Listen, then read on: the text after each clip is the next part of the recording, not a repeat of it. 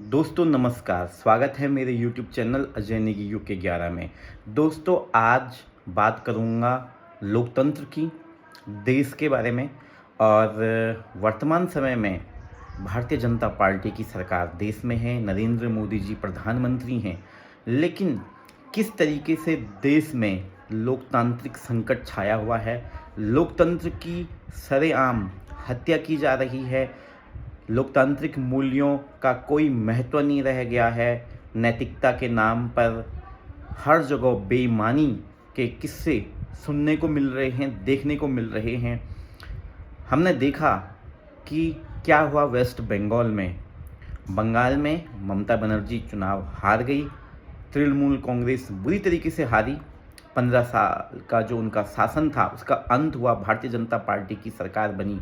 लेकिन चुनाव जब भारतीय जनता पार्टी जीती और ममता बनर्जी बुरी तरीके से हारी, हमने देखा कि लोकतांत्रिक मूल्यों का हनन, लोकतंत्र की हत्या और नैतिकता सारे सांसद भूल गए। हमने देखा कि ममता बनर्जी की पार्टी में टूट हुई, 20 बागी सांसद अलग पार्टी में शामिल हो गए। लेकिन इसके पीछे जो पर्दे के पीछे की असल कहानी है, क्या वो कुछ और बयां करती है या नहीं करती है?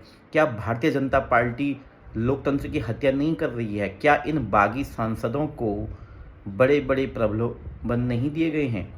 जो खबरें आ रही है और जो ममता बनर्जी के वफादार कुछ सांसद बचे हुए हैं, उनमें से कीर्ति आज़ाद को हमने सुना कि किस तरीके से उन्होंने कैमरे पर दावा किया कि भारतीय जनता पार्टी ने सांसदों को ब्लैकमेल किया, उनको प्रलोभन दिया गया, 5-5 करोड़ की राशियों का जो है लाभ उनको मिले, इसके लिए उनको ललचाया गया। और इन सांसदों में भी किसी भी तरीके की नैतिकता नहीं है। 4 मई की शाम के बाद आखिर ऐसा क्या हो गया कि ये सांसद बदल गए?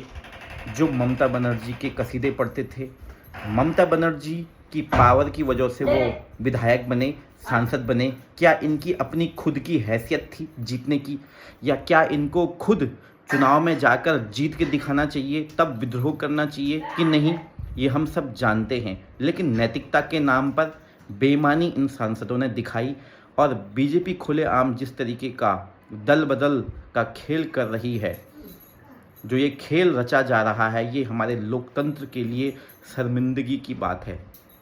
और जैसा कि हम जानते हैं कि इसी साल अप्रैल में किस तरीके से बीजेपी महिला आरक्षण बिल लाई, परिसीमन का बिल लाई, डिलिमिटेशन का, और वो किस तरीके से संसद में विफल हो गया।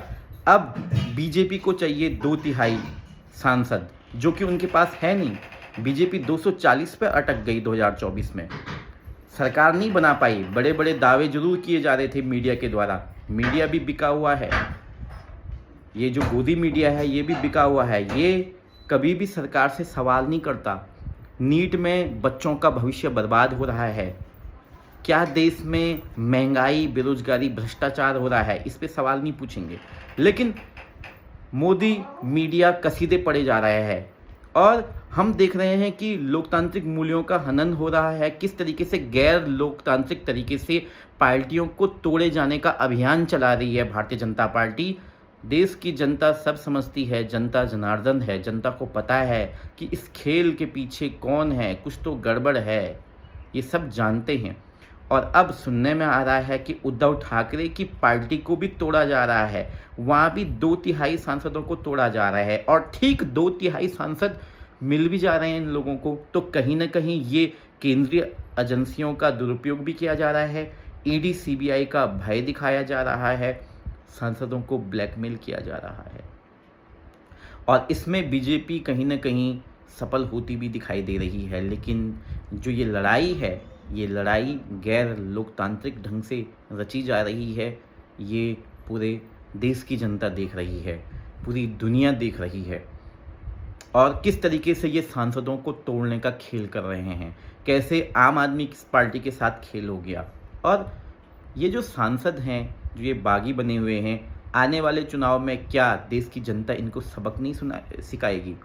बिल्कुल इनको सबक सिखाया जाएगा। और मेरा मानना ये है कि टीएमसी के बागी हैं, उनकी अपनी हैसियत उस तरीके की नहीं रही। ममता बनर्जी के नाम पर उन्होंने चुनाव लड़ा, चुनाव जीता, लेकिन कौन सी मजबूरी है जो वो अलग पार्टी बना गए। ममता बनर्जी के साथ इतना बड़ा खेला हो गया और अब अन्य पार्टियों को भी बीजेपी के इस कारनामे से सचेत रहने की ज़रूरत है।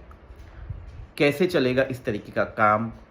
2027 में कई राज्यों में है चुनाव, 2029 में होगा लोकसभा चुनाव। उससे पहले डिलिमिटेशन और महिला आरक्षण को पास कराने के लिए बीजेपी हर वो हथकंडा अपना रही है ताकि वो अपने इस अभियान में सफल हो सके। लेकिन इन सब का निचोड़ यही है कि आज देश में जो लोकतंत्र है वो पूरी तरीके से समाप्त हो रहा है।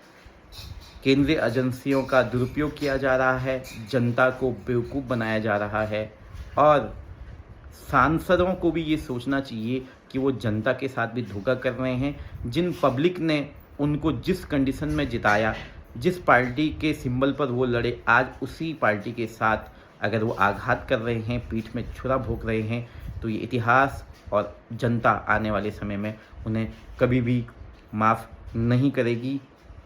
देश के प्रधानमंत्री, गृह मंत्री सभी मौन हैं और देश पूछ रहा है आखिर क्यों लोकतांत्रिक मूल्यों का हनन, लोकतंत्र की हत्या।